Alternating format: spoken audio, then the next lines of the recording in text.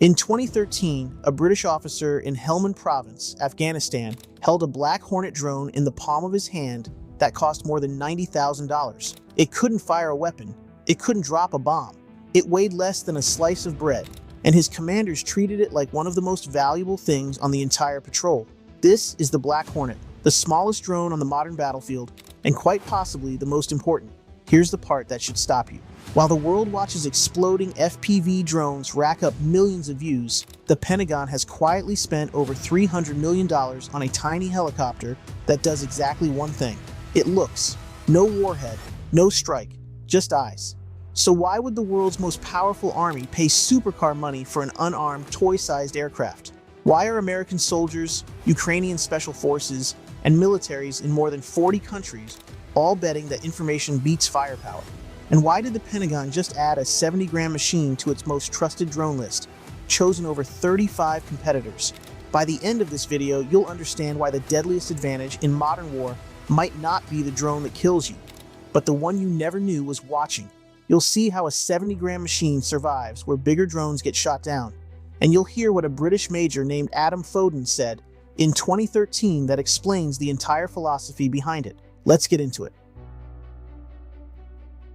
Start with the thing that makes no sense, the cost. A single Black Hornet system isn't cheap. Open source estimates put each unit somewhere between $40,000 and nearly $200,000, depending on configuration. Back in 2013, the British were reportedly paying around £80,000 apiece. That's roughly a luxury car, for a drone the size of your finger. Now compare that to what's happening in Ukraine right now. Soldiers are bolting grenades onto cheap hobby quadcopters and turning them into precision weapons. $50 versus $80,000. One explodes, one just watches. So here's mystery number one. Why would any military, watching the cheap drone revolution unfold in real time, pour hundreds of millions into the expensive option that can't shoot back? Mystery number two. The Black Hornet doesn't look like the drones you know. No four buzzing rotors. It's a single rotor mini helicopter, about 10 inches long, shaped a little like a tiny news chopper. And that shape is not an accident. Engineers chose it deliberately, and the reason reveals the drone's single greatest trick. We'll come back to that. And mystery number three.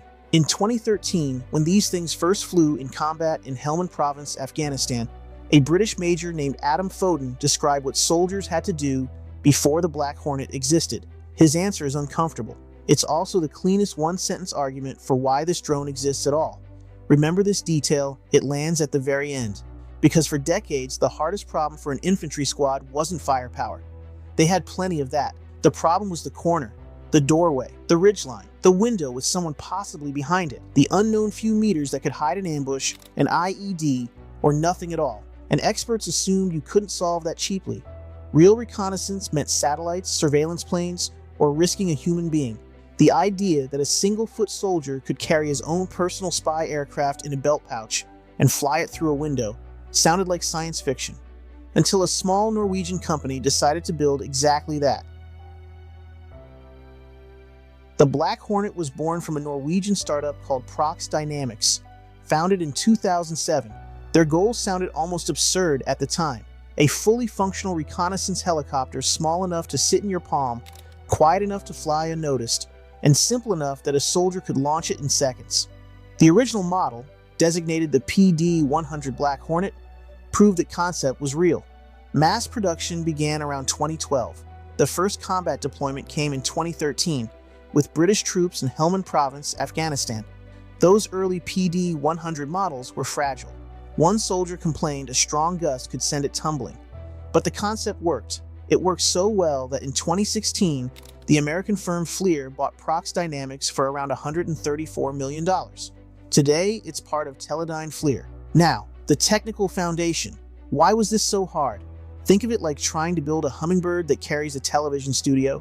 You need a camera, a thermal imager, a radio, a battery, motors, and a tiny flight computer, all stable enough to capture usable video, packed into something lighter than a golf ball.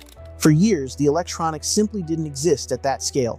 Cameras were too big, batteries died too fast, radios were too weak. Previous attempts at pocket reconnaissance failed for exactly those reasons. The drone was either too big to be discreet, too loud to be safe, or too complicated for a tired soldier to fly under fire. DARPA even funded a tiny flapping wing nano air vehicle, the Nano Hummingbird, built by AeroVironment years ago. Impressive in the lab, it never reached the squad. And AeroVironment's own fielded systems, like the RQ-11 Raven, are capable but far too large to slip into a soldier's chest rig. But here's what they missed. Everyone chasing pocket drones was obsessed with making them smaller. Prox Dynamics realized smallness was only half the equation. The real prize wasn't size. It was silence and simplicity. A drone you can't hear, that you can fly with almost no training, fundamentally changes what a single soldier can know about the world around him. And that insight, that the mission was information, not spectacle, is what separated the Black Hornet from every gadget that flamed out before it. Which brings us back to that single rotor shape. Remember mystery number 2? Here's where it pays off. Layer 1, the disappearing act. A normal quadcopter makes that unmistakable angry bee buzz. You've heard it. So has every soldier on a battlefield. And that sound is a death sentence for a scout, because the moment the enemy hears the drone, they hide, they scatter, or they shoot it down. The Black Hornet's single rotor design, paired with brushless electric motors, makes it almost silent from just a few meters away. Combine that with its size, it genuinely reads as a small bird or a large insect in flight. And you get something remarkable. It can fly right up to a window, hover outside a doorway, or drift over a wall, and the people on the other side never know it's there. That's mystery 2, solved. The shape isn't built for speed, it's built for invisibility. But here's where it gets better. Layer 2, it sees in the dark. The current Black Hornet 4 carries a 12-megapixel daytime camera and a high-resolution thermal imager built around FLIR's Lepton microthermal camera. A sensor so small it can fit on your fingertip, but sensitive enough to detect a human heat signature through smoke and darkness. So it's not just looking, it's reading heat. A soldier crouched behind a wall, an engine that ran recently, freshly turned dirt over a buried IED that holds temperature differently than the ground around it. In total darkness, through smoke, the Black Hornet sees what the human eye simply can't. Now layer 3, and this is the part that makes it a true weapon, even without a warhead. Speed and reach. The Black Hornet 4 weighs just 70 grams, lighter than a deck of cards. It launches in under 20 seconds. It flies for more than 30 minutes, and after a 2025 upgrade, its range jumped 50%, from 2 kilometers to over 3. 3 kilometers of silent thermal-equipped reconnaissance controlled from a tablet, by one soldier who never has to expose himself. Think about what that means. Yes, it's a drone, but actually it's a way to send your eyes somewhere your body would get killed. And it gets better still. The newest versions are built for the real world. They're rated to fly in 25-knot winds and rain. Remember, the early Afghan models tumbled in a stiff breeze. They're designed to keep working even when GPS is jammed, which matters enormously against a high-tech enemy that attacks navigation signals. And the radio link uses software-defined radio for extra resilience. Here's a number that tells the whole story. Teledyne FLIR has now delivered more than 33,000 Black Hornets to over 45 countries. This is not an experiment. It's one of the most widely fielded military drones on Earth, which finally closes mystery 1, the cost. Why pay supercar money for an unarmed drone? Because the alternative is sending a human being around that corner first. Measured against a price tag counted in soldiers' lives, $80,000 stops looking expensive. It starts looking like a bargain. And the US Army agrees, loudly, with its wallet. Since 2018, the Army has fielded Black Hornets through its Soldier-Borne Sensor program, the whole idea being to put a personal reconnaissance drone in the hands of small units. The contracts tell the trajectory: nearly $40 million in 2019, a $94 million order in 2023. By 2025, total related contracts had passed $300 million. Then came the real stamp of approval, the answer to the question I raised in the intro. In June 2025, after being picked from more than 35 competing drones in a Pentagon evaluation, the Black Hornet 4 was cleared onto the Defense Department's Blue UAS list, the trusted cyber-secure drone registry administered by the Defense Innovation Unit, a 70-gram aircraft authorized to operate alongside billion-dollar systems. Not bad for something that looks like a toy helicopter. So, what does this actually change? Start with Ukraine, where the Black Hornet jumped from niche special forces tool to frontline scout. In 2022, Britain and Norway jointly funded a package worth around $9 million. channeled through the International Fund for Ukraine to send hundreds of the drones to Ukrainian forces. In 2023, Norway ordered 1,000 more directly, and the United States added them to its own aid shipments. Verified combat footage shows the payoff. Ukrainian troops launching Black Hornets from the shattered windows of contested buildings, flying them through rubble and breached corridors to map enemy rooms, spot booby traps, and locate hostile fighters, all before a single soldier crosses the threshold.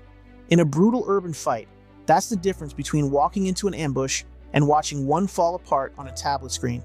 Here's the strategic shift. For decades, drone progress mostly meant bigger, faster, deadlier, predators, reapers, hypersonic everything. The Black Hornet points the other way. It says the squad, the smallest unit on the battlefield, deserves its own intelligence asset. Decentralized eyes. Every team its own scout. That's a quiet revolution, and America's allies and rivals both noticed. Germany signed a $15 million deal for the Black Hornet 4 in 2025, and competitors are racing to copy the concept.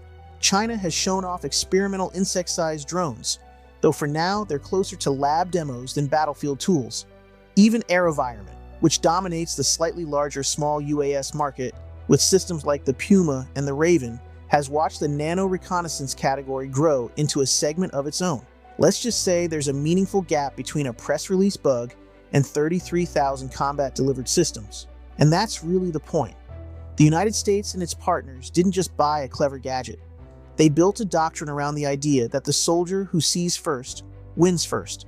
While the headlines chase explosions, the American advantage increasingly lives in the unglamorous, decisive business of knowing what's around the corner, behind the wall, over the hill, a beat before anyone else. It turns out the most powerful thing you can hand a soldier isn't always a bigger gun. Sometimes it's the truth about what's waiting 50 meters ahead. So where does this go next? The trajectory is clear: smaller, smarter, more autonomous.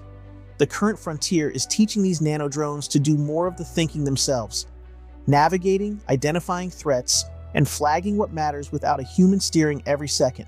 Pair that with the swarming concepts militaries are chasing, and you can picture a near future where a squad releases not one silent scout, but a handful, blanketing a village or a tree line with quiet thermal eyes. There are real unknowns.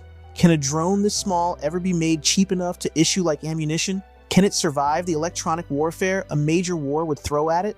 And as artificial intelligence creeps in, how much should a 70-gram machine be allowed to decide on its own? Nobody has clean answers yet. That's the next race. But step back to where we started. A British officer in 2013 holding a $90,000 drone that couldn't fire a shot and treating it like treasure. Remember Major Adam Foden? Asked why the little drone mattered so much, he explained that before the Black Hornet, when his men needed to know whether enemy fighters were hiding inside a set of buildings, they would simply send soldiers forward to find out. Send soldiers forward to find out. That was the old way. A human being walking into the unknown, hoping for the best. The Black Hornet, from that first PD-100 in Helmand Province to the Black Hornet 4 on the Blue UAS list today, replaced that hope with a picture. And that, in a single sentence, is why the smallest drone on the battlefield may be the most important one of all. If you found this fascinating, do me a favor. Hit subscribe and ring the bell, because we break down the technology shaping modern war every week. And drop a comment. Would you rather carry the drone that strikes or the one that sees? I'll see you in the next one.